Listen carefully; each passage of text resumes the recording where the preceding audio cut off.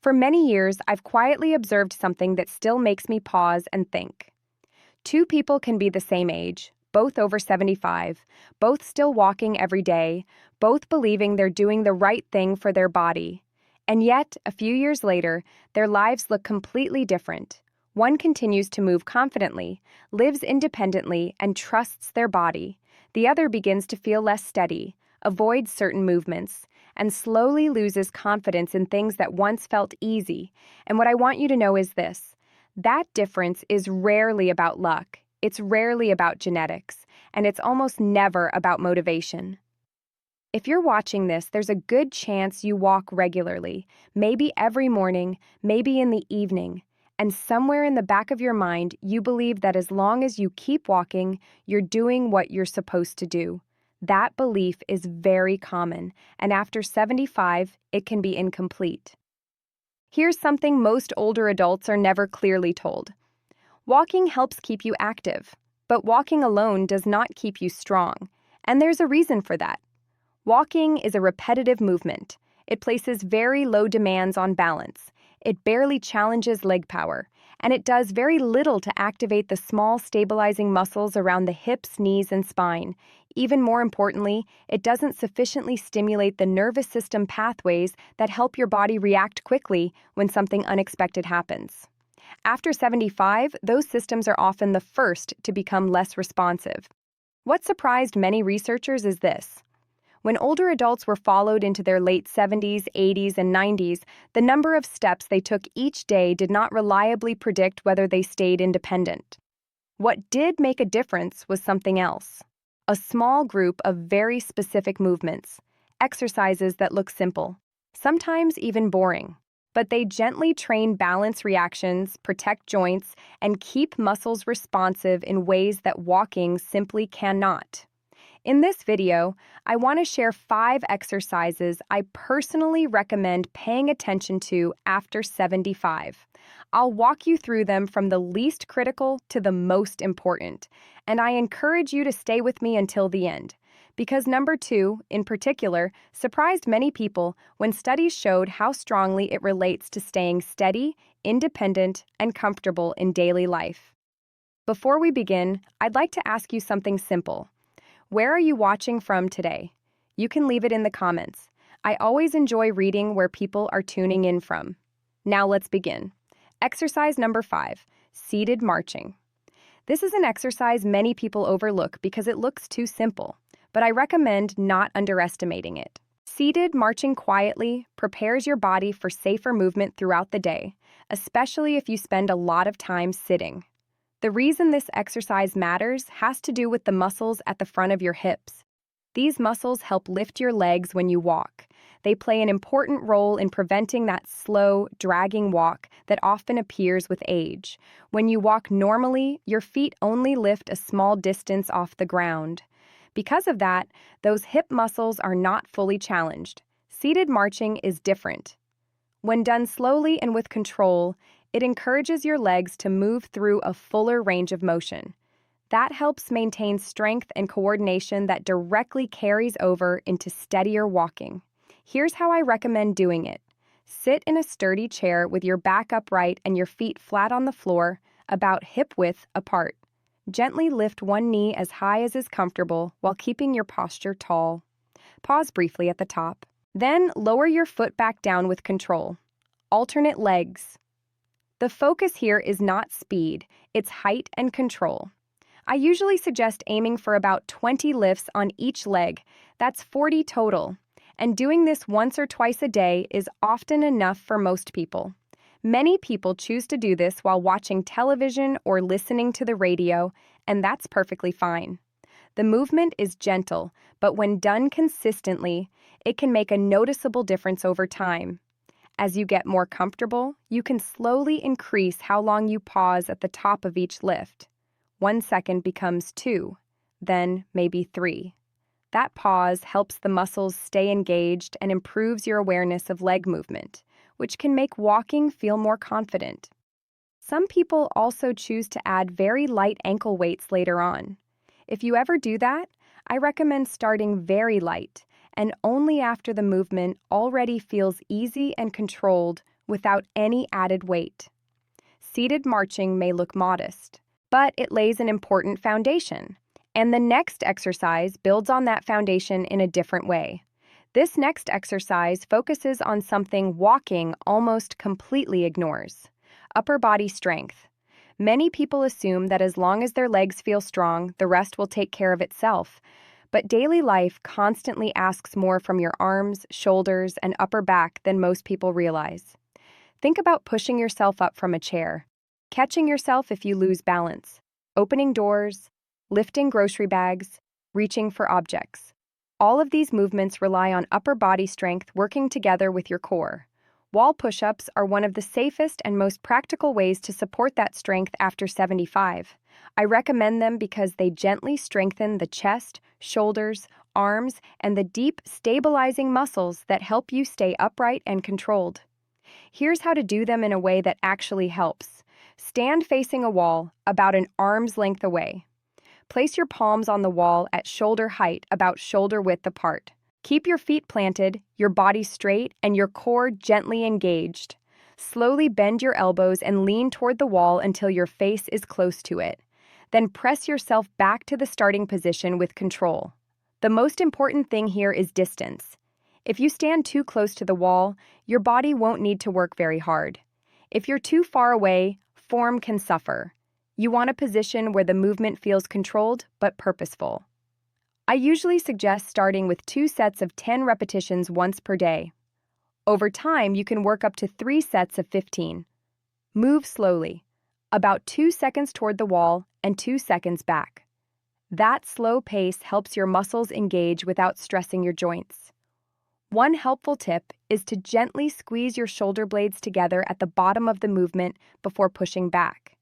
This encourages better posture and helps counter that forward-rounded position many people notice over time. As you get stronger, you can make this exercise slightly more challenging by stepping your feet a bit farther back or by using a sturdy countertop instead of a wall. But always prioritize control over difficulty. The goal is not to impress anyone, it's to support your body in everyday life. Now that we've addressed upper body support, the next exercise focuses on posture and back strength. Exercise number 3, resistance band rows. This movement supports what's often called the backside strength of the body. These muscles help keep you upright, help you breathe comfortably, and make everyday pulling movements easier and safer. Walking, by its nature, mostly moves the body forward. Over time, that can contribute to muscle imbalance if nothing counteracts it. Resistance band rows gently correct that imbalance.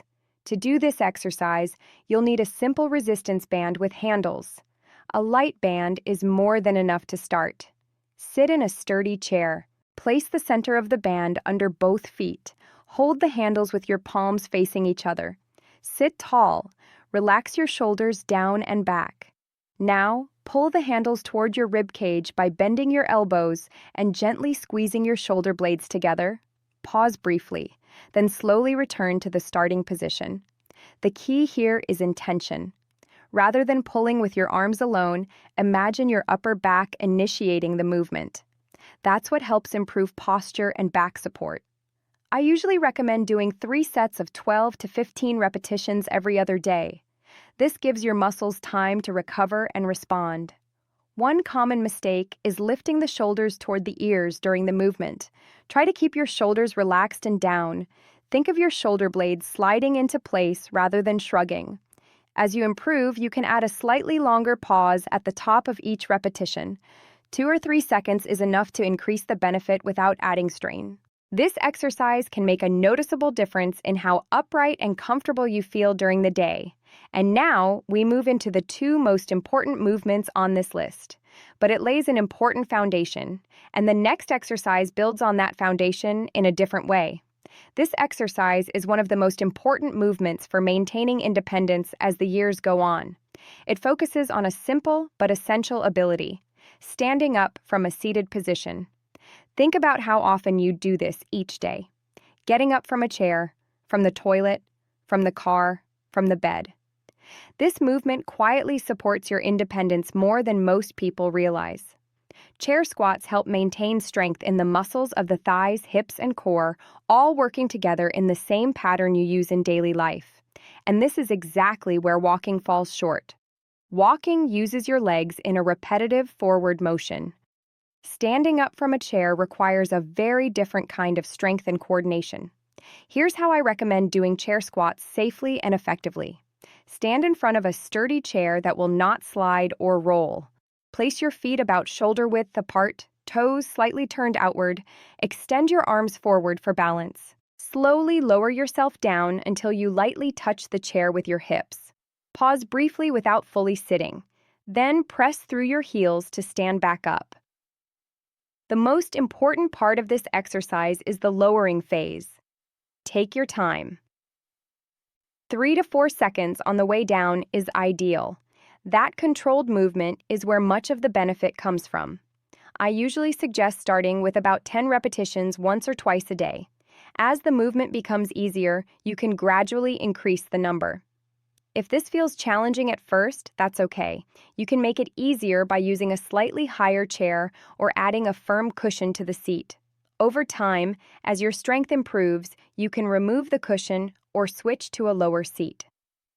One helpful cue is to focus on pressing through your heels as you stand. This encourages better muscle engagement and helps reduce unnecessary stress on the knees.